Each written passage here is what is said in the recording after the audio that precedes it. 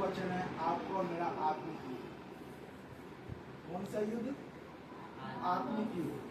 वो युद्ध नहीं कि एक दूसरे के खून बहाइए, एक मुक्के से दांत तोड़ दिए, किसी का सर फोड़ दिया, है ना। स्कूल में जब हम क्या करते थे, कोई आज मैंने उसका सर फोड़ दिया और उसका सर फूट गया। आज तो अगर लड़ाई हो जाती थी, छुट्टी हो जाती हम, क्योंकि मैं जो मैं टेंथ वाले स्कूल का बड़ा वो बच्चा हूँ, टेंथ वाले स्कूल का, तो टेंथ वाले स्कूल में जब लड़ाई हो जाती ना, स्कूल के बाहर मिली बाहर, अब जब बाहर आस्ते सर फोड़ दो, अद्दे से फोड़ेंगे। ये वो वाला युद्ध नहीं कि आपका सर फोड़ने वाला, नाक से खून निकल जाता था। कई बार मैं भी पिट्ठा बहुत बैठे खाया, हमारे भी और कुंटे लाइन में मैं फेमस था एपी के नाम से, एपी के नाम से। मैंने अब भी मेरा छोड़ दिया। वो कहते हैं ना, इंसान चीज छोड़ देता है, भूल नहीं जाता है ना, है ना। अब तो खुदा को मैं छोड़ दिया ये सब काम, लेकिन भूला नहीं, है ना। अब भी कोई ऐसा कोई बंदा मिलता है, अरे एक ही लिए हाँ बंदर तो वही चीज है। उसने मेरा जीवन को चेंज करा। और जब हम आत्मिक युद्ध की बात करते हैं, तो व्हाट इज आत्मिक युद्ध? हमें आत्मिक युद्ध क्या है?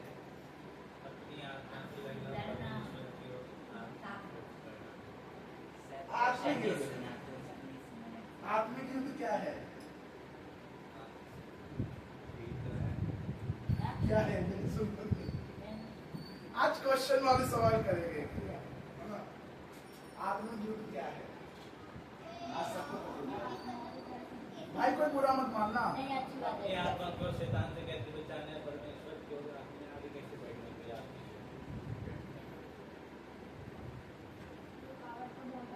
ज्योति आत्मिक युद्ध, हाँ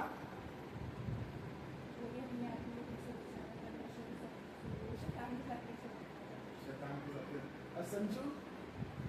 आत्मिक युद्ध मतलब होता है कि हमारी जो लड़ाई है वो मांस और लहू से नहीं बल्कि उन आत्मिक सेना से जो आसमान की है। चलो तालियां बजा। आत्मिक युद्ध के बारे में समझेंगे कई चीजें। ये आत्मिक युद्ध यही नहीं, शैतान के जो तीर जो छोड़ता है ना, उन युद्धों के बारे में हम सीखेंगे। तो मेरे साथ निकाले रोमियो 6 और उसका 11 से लेकर 13 तक। कृपया करके खाना फूसी ना हो। Page number 214।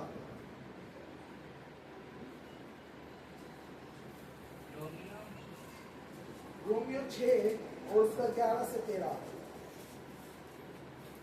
और कोई बुलंद आवाज में पढ़ दो। ऐसे ही तुम भी अपने आप को पाप के लिए तो मरा, परंतु परमेश्वर के लिए मसीह यीशु में जीवित समझो। इसलिए पाप तुम्हारे नश्वर शरीर में राज्य न करे कि तुम उसकी लालसाओं के अधीन रहो, और न अपने अंगों को अधर्म के हथियार होने के लिए पाप को सौंपो, पर अपने आप को मरे हुओं में से जी उठा हुआ जानकर परमेश्वर को सौंपो, और अपने अंगों को धर्म के हथियार होने के लिए परमेश्वर को सौंपो। बस आज चौथा तब तुम पर पाप की प्रभुता न होगी, क्योंकि तुम व्यवस्था के अधीन नहीं वरन अनुग्रह के अधीन हो। Hallelujah, hallelujah. एक बार फिर इस वचन को दोहराते हैं। ऐसे ही तुम भी अपने पाप को पाप के लिए तो मरा, परंतु परमेश्वर के लिए मसीह यीशु में जीवित समझो। हालेलुया। इसलिए पाप तुम्हारे नश्वर शरीर में राज्य ना करे कि तुम उसकी लालसाओं के अधीन रहो, और ना अपने अंगों को अधर्म के हथियार होने के लिए पाप में सौंपो, पर अपने आप को मरे हुओं में से जी उठा हुआ जानकर परमेश्वर को सौंपो, और अपने अंगों को धर्म के हथियार होने के लिए परमेश्वर को सौंपो। आजकल हम क्या कर रहे हैं? शैतान किस किस के जीवन में कार्य कर रहे हैं? कौन बोल सकता है? हाँ? शैतान जो सबसे ज्यादा काम कर रहा है ना, सबके जीवन में कार्य कर रहा है। आपको और मुझे पाप में गिराने के लिए ये एक युद्ध है, पाप से युद्ध, है ना? शैतान का ये है, एक हथियार है, पाप का युद्ध, ठीक है? और ये जो युद्ध जो है, सबसे पहला जो युद्ध है वो है अंगों का युद्ध। मैं इस डिस्क्रिप्शन पे नहीं बताऊंगा, ये सभी लोग, आप लोग जानते हैं, है ना? अपने अंगों को, है ना, खुदा के हाथों में सौंपो। वो अंग खुदा के लिए इस्तेमाल है ना? ये हाथ लोगों की चंगाई के लिए इस्तेमाल हो, ना कि पाप के लिए। हालेलुया। ये हाथ लोगों पे हाथ रखकर प्रार्थना करने के लिए हो, ना कि विवाह के लिए। जो सोचते हैं कि कोई मुझे नहीं दे। Hallelujah, hallelujah. और आगे लिखा हुआ है, परमेश्वर को सौंपो और अपने अंगों को धर्म के हथियार होने के लिए परमेश्वर को सौंपो, तब तुम पर प्रभु पाप की प्रभुता ना होगी, क्योंकि तुम परमेश्वर के अधीन नहीं वरन अन्याय के अधीन। हालेलुया। पाप के अधीन नहीं, परंतु किसके अधीन हो जाओगे? अनुग्रह। अनुग्रह किसके? दो अनुग्रह है, एक शैतान का अनुग्रह और एक परमेश्वर का अनुग्रह। शैतान का अनुग्रह पता है क्या होगा? संजू ने बोला 128 कि तू अपनी कमाई को निश्चय खाने पाएगा, लेकिन शैतान क्या करता है? उसका अनुग्रह पता है कैसा होता है? तुम पैसे तो 50-60 हजार रुपये कमा रही हो और भी दे दे, लेकिन जा कहाँ गए हैं? मेरा बेटा पढ़ नहीं रहा है, मेरा बेटा बिगड़ चुका है, मेरा बेटा जुए की लत में पड़ा हुआ है, मेरा बेटा गंदी आदत में है, उसके बच्चे बिगड़ गए हैं। तुम पैसे को रखना चाहते हो, है ना? आदमी में चर्च में मैंने इसी बात को रखा कि जब आपका घर का कोई सदस्य बीमार हो या गलत आदतों में फंसा हो और आपके पास बड़ा घना पैसा हो, तो वो पैसा किस काम का? मैं आपको बताना चाहता हूँ, मुझे अब भी वो स्टोरी याद है, जब मेरा लॉकडाउन लगा था और लॉकडाउन में मेरा परिवार जब गाँव में फंसा हुआ था, मैं घर में अकेला था, तो उसके बाद एक खबर आई कि बिहार में एक बहुत अमीर बंदा था, उसको कोरोना हो गया और एम्बुलेंस वाले ने 30-40 हजार रुपये ले रहा था छोड़ने का। वो तैयार हो गए कि ठीक है मैं आपको दिल्ली छोड़ आऊँगा, लेकिन जैसे उसे पता लगा कि अरे इससे तो कोरोना है, वो छोड़ने नहीं गया और वो वहीं पे जमीन पर, मतलब उसको उसकी मिट्टी लगाने वाला भी कोई नहीं था, और वो जो लाश थी वो वहीं के वहीं डेड हो गई। बहुत अमीर बंदा था। आजकल लोग जो है पैसों का लोग, ये पता है पाप किससे उत्पन्न होता है? किससे उत्पन्न होता है? सबसे बड़ा जो मैं समझता हूँ ना हथियार, ओ वहाँ पर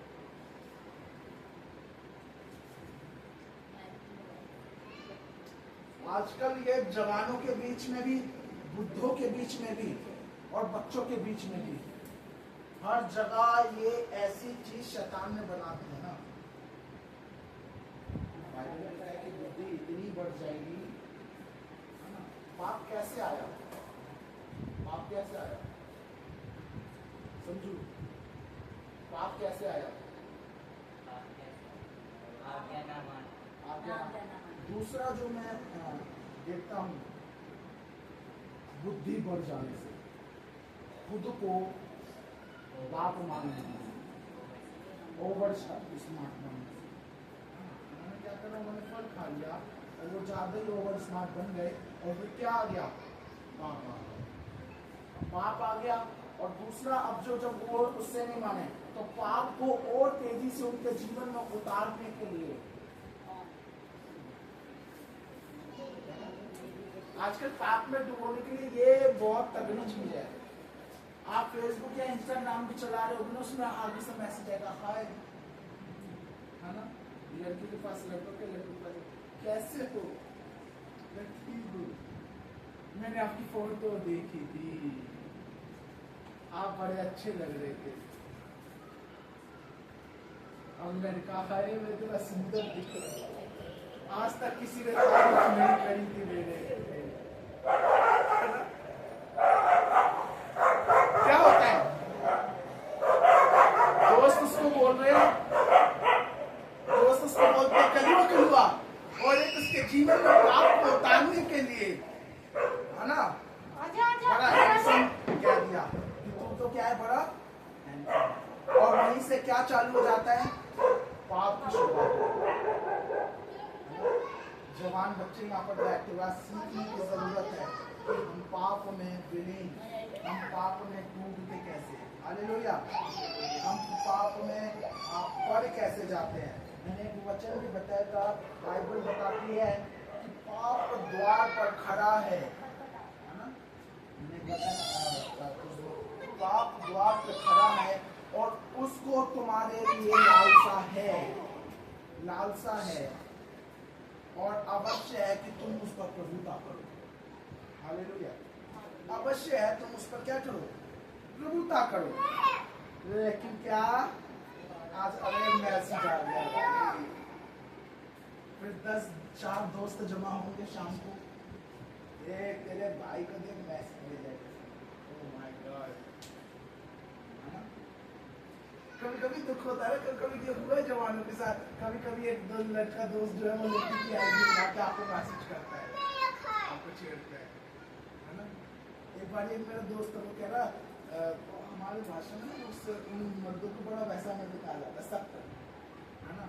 तो एक मैं तो कहीं पे था और एक मेरे दोस्त ने एक लड़की की आवाज़ बन के एक नया फोन करा मुझे, हेलो, मैंने कहा जी हेलो कौन, ये रियलिटी है, मेरे पास फोन आया, हेलो कौन, जी आप आशीष बात कर रहे हो ना, मैं कहा जी मैं तो आशीष ही बात कर रहा हूँ, मुझे आपसे दोस्ती करनी थी। मैंने कहा सॉरी मुझे नहीं करनी, मैं तो आपको जानता भी नहीं, लेकिन मैं आपको जानती हूँ, मैं आके लेकिन सॉरी आना मुझे नहीं करनी दोस्ती, आप फोन रख दे प्लीज। अच्छा ठीक है, आपकी इंस्टा आई डी मिल जाएगी, मैंने कहा नहीं मैं इंस्टा चलाता ही नहीं, आप फोन रख दे प्लीज, और मैं आपको ब्लॉक कर रहा हूँ, मैं फोन काट।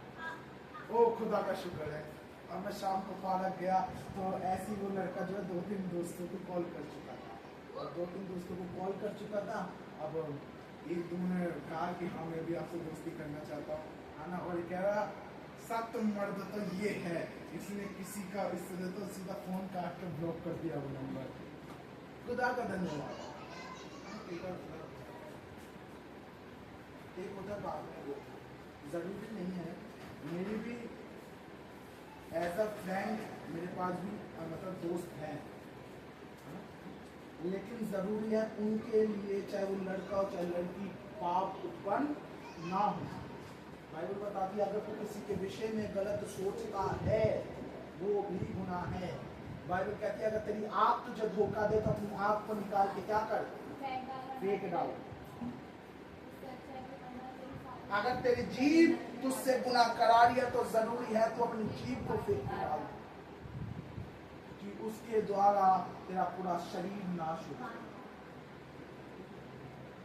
तो आज जरूरी है अपने अंगों को पाप में नाश होके, जो हथियार शैतान का पाप में ना देके परमेश्वर के लिए इस्तेमाल करें।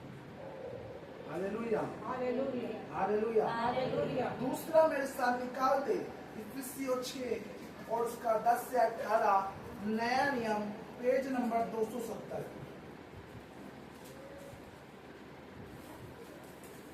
इफिसियों 6 और उसका 10 से लेकर 18 तक।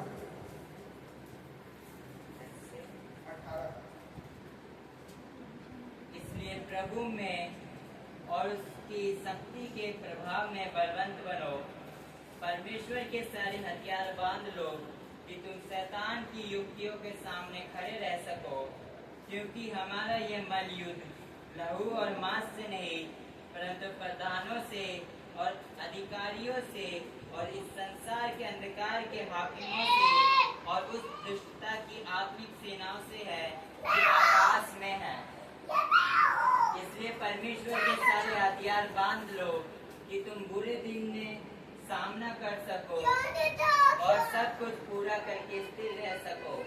इसलिए सत्य से अपनी कमर कसकर और धार्मिकता की झिल्लम पहन लो और पाँव में मेल के सुसमाचार की तैयारी के जूते पहनकर और इन सब के साथ विश्वास की ढाल लेकर स्थिर रहो, जिससे तुम उस दुष्ट के सब जलते हुए तीरों को बुझा सको और उद्धार का टॉप और आत्मा की तलवार जो परमेश्वर का वचन है ले लो।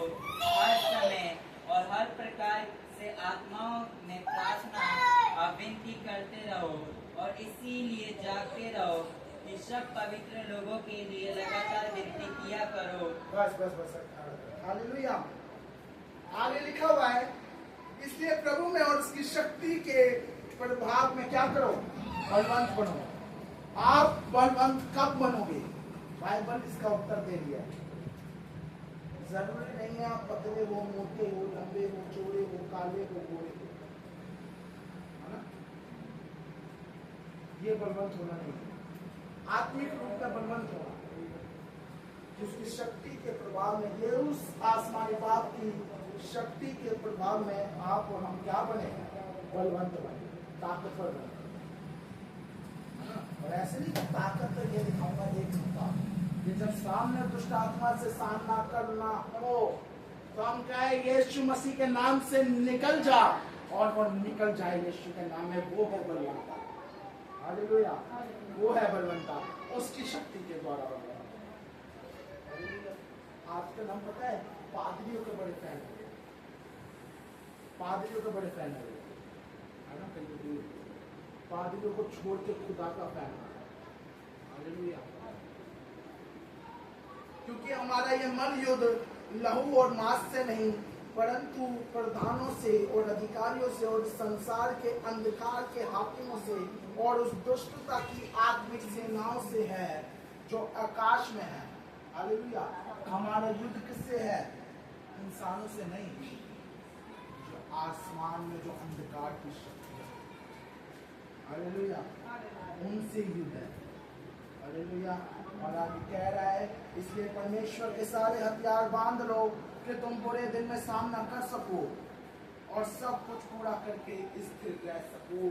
अपने सारे हथियार बांध लो ताकि तुम क्या रह सको, तैयार रह सको।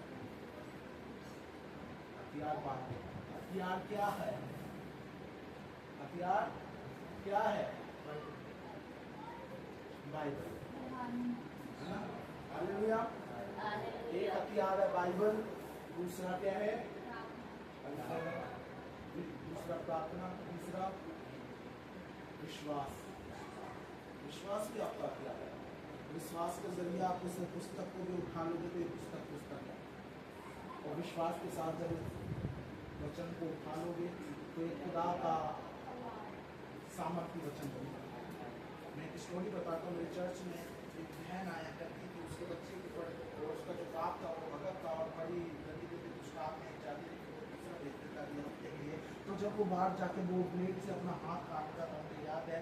और वो उस समय की जब वो आंटी थी तो आंटी बोली कि सब प्रार्थना में बैठो, खुद आएगा। और फिर वो जिसके अंदर दुष्टात्मा थी, चर्च के बाहर सब देख के जा रहे थे गली वाले, और वो भाग के अंदर आकर निकालो दम है। तो उसने किसी की बाइबल नहीं फेंकी, लेकिन उसने अपनी माँ की बाइबल ली और फाड़ दी।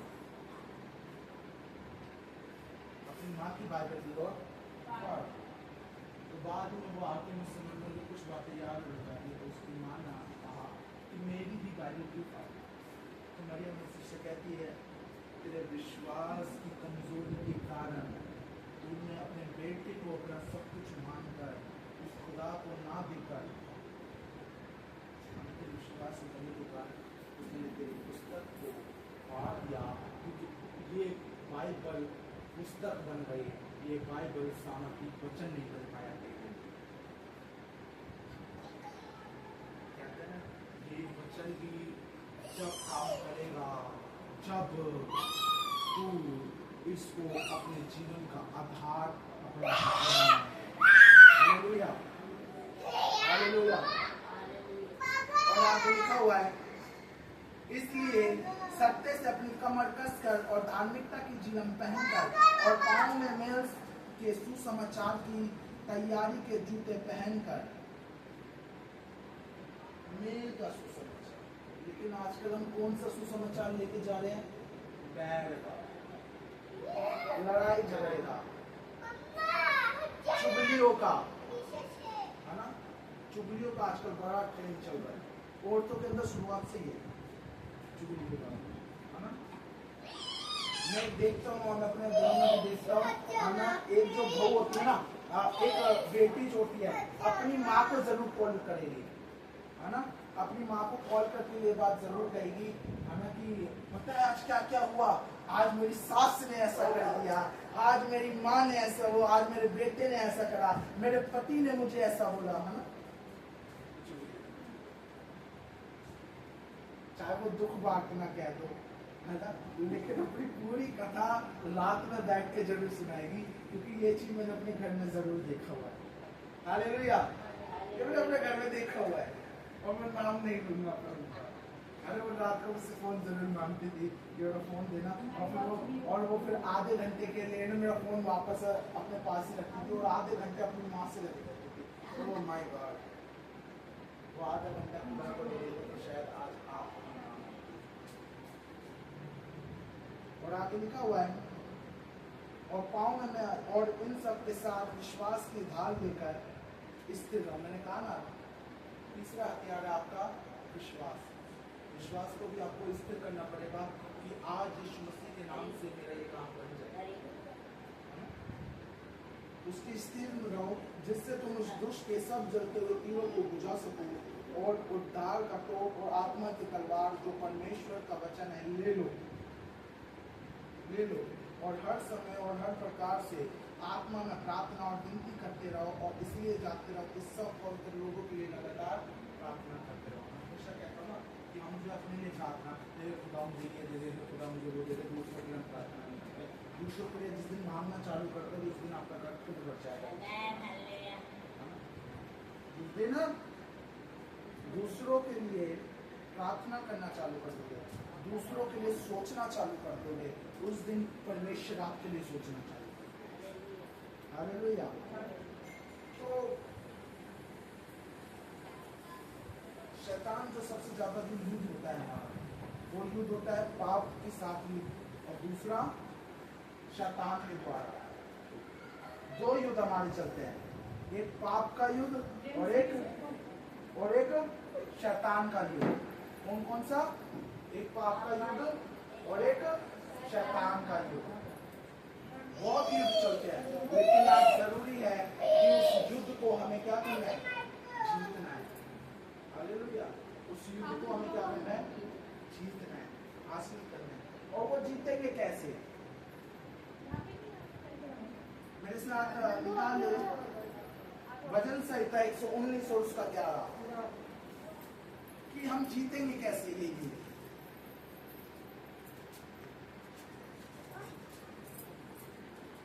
भजन संहिता 119 और उसका 11। मैंने तेरे वचन को अपने हृदय में रख छोड़ा है कि तेरे विरुद्ध पाप ना करूं। हाँ, मैंने तेरे वचन को अपने हृदय में रख छोड़ा है कि तेरे विरुद्ध पाप ना करो। इसमें दो चीज आ गई, एक आपको जीतना कैसे है और पाप से छुटकारा आप कैसे पाओगे। कैसे पाओगे आप लोग छुटकारा?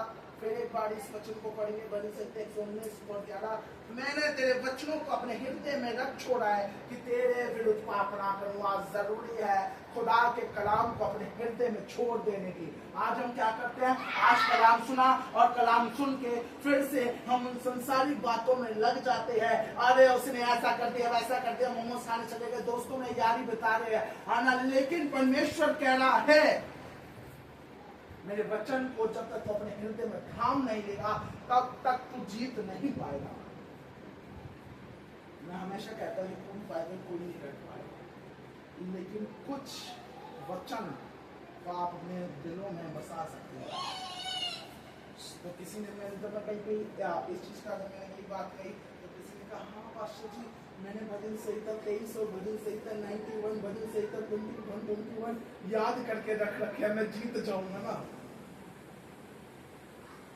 मैंने कहा भाई 10% की शुरुआत में तो जीत जाएगा, लेकिन जैसे ही 121 लास्ट की आयत खत्म हुई और तुझे चौथी आयत पता ना हो वैसी आ बेटा बताता हूं तुझे। भजन संहिता 23 पढ़ दी, भजन संहिता 91 पढ़ दी जो परम प्रधान पूछाया था, भजन संहिता 121 पढ़ दी अपनी आगे। तो बहुत बढ़िया 10 मिनट को अच्छे तक चलेगा, 10 मिनट तो अच्छे से युद्ध कर पाएगा और शैतान भी कहेगा हाय मुझे लग रही है ना। और फिर इसके बाद तेरा मुंह चुप अब कौन सा बोलूं अब बाइबल में कौन सा पता ही नहीं है। शैतान को भी पता है कि तुझे कितने वचन पता है और कितने नहीं। हालेलुया। शैतान को भी पता है कि तुझे कितना खुदा में तू है और नहीं है। याद रखना शैतान जो है आपको उसी चीज में आपको गिराने की कोशिश करेगा जिसमें आप गिर सकते हो। पैसों का लालच, आजकल लोगों को ना पैसों का लोभ बहुत है, पैसों का लालच, और उसको पता है कि इसके घर में अगर इस चीज की कमी है तो इसको उस पाप में डुबो कर उस खुदा से अलग किया जा सकता है। कई लोग जॉब कर लेते हैं और मुझे आके बोलते हैं पास्टर जी 30,000 रुपए की सैलरी है लेकिन संडे की जॉब नहीं है, आप दुआ करिएगा कि मुझे संडे की जॉब ये लोग आने वाले टाइम में दे दे। यहाँ हम उल्लू के पट्टे बैठे हुए हैं कि पहले हमें 30-40 हजार की जॉब मिल रही थी, आना संडे की छुट्टी की नहीं तो इसलिए हमने जॉब करी नहीं, और तुम लोग कह रहे दुआ करो आने वाले टाइम में हमें क्या मिलने पाए, संडे को छुट्टी मिलने पाए। अरे यार क्या बकवास बातें करते हो, छोड़ो उस जॉब को, परमेश्वर तुम्हें 30 की जगह 80 भी देगा। हालेलुया। संजू की बात में बड़ी गाली लगती है, संजू कहते हैं भाई को मैं ठीक हूँ क्योंकि दूसरी जगह पे जाऊँ तो अगर संडे की छुट्टी नहीं मिलती है। लेकिन संजू टेंशन मत ले, परमेश्वर तुझे उसी पैसे में तुझे आशीष देगा, है ना, क्योंकि तू खुदा के लिए समय निकाल कर। इवन संजू के लिए नहीं कह रहे, संजू का उदाहरण दे रहा हूँ, मैं सबके लिए कह रहा हूँ। जिस दिन उसके नाम का समय निकालने लग जाओगे ना उस दिन आशीष भी पाने पाओगे। कोई भी हो आप में से, आप हो मैं हूं कोई भी, जिस दिन उसके लिए समय निकालोगे उस दिन वो आपके लिए समय निकाल कर खुद आएगा। लेकिन जरूरी है उसके लिए पहले खुद अपने कदम को बढ़ाना। Hallelujah hallelujah. उसके लिए समय निकालोगे, वो तुम्हारे लिए समय निकालेगा। जब तेरे दुख में जब कोई साथ में खड़ा नहीं होगा ना तब वो समय निकाल कर तेरे साथ खड़ा होगा। हालेलुया। सब त्याग के लिए अभी मैं पोएट्री पढ़ रहा था और मैंने इस चीज का इंस्टाग्राम पे स्टेटस भी लगाया था कि अपना दुख रब को सुनाओ सबको नहीं। और ये बात मेरे दिल पे बहुत अच्छी लगी कि अपना दुख रब को सुनाओ सबको नहीं। अपने जीवन में जो परेशानी चल रही है उसको बताओ, इंसानों को नहीं, अपनी माँ को नहीं, अपने दोस्तों को, अपने भाई बहनों को नहीं। प्रार्थना में बैठ, प्रार्थना में अपने दुख को बता, वो तेरे जीवन में आशीष का। जीवन में जब किसी चीज की कमी होती है, सबके जीवन में एक समय ऐसा आता है कि किसी न किसी चीज की कमी घटी पड़ जाती है ना। जब लड़की का ब्याह हो रहा होता है ना, आप सभी लोग, आंटी बैठी हुई, आंटी ने भी 3 बेटियों की शादी करी है ना, उन्होंने भी शादी करी अपनी बेटियों की, आप लोगों ने भी बेटियों की शादी देखी होगी। तो कहीं ना कहीं किसी चीज में हमें कमी दिख जाती है, लेकिन उससे प्रार्थना करो वो उसी समय उस कमी को पूरा करने वाला, उस कमी को पूरा करने वाला होता है। हालेलुया। लेकिन जरूरी है उसके वचन को अपने हृदय में बिठाना। Hallelujah hallelujah.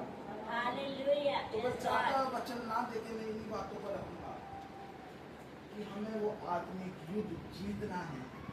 हालेलुया। और कैसे जीतेंगे अंजलि दीदी, कैसे जीतेंगे? वचन करने की करके पाप ना करेंगे। चलो हमें तेरे तालियां बजा दे। हालेलुया। आज बोल दिया भाई ने बन तो सही। तो खुदा अपने कलाम के पढ़े जाने से जान की आशीष और बरकत दे। आप सबको बड़ी ब्लेसिंग दे खुदा आने वाले टाइम में।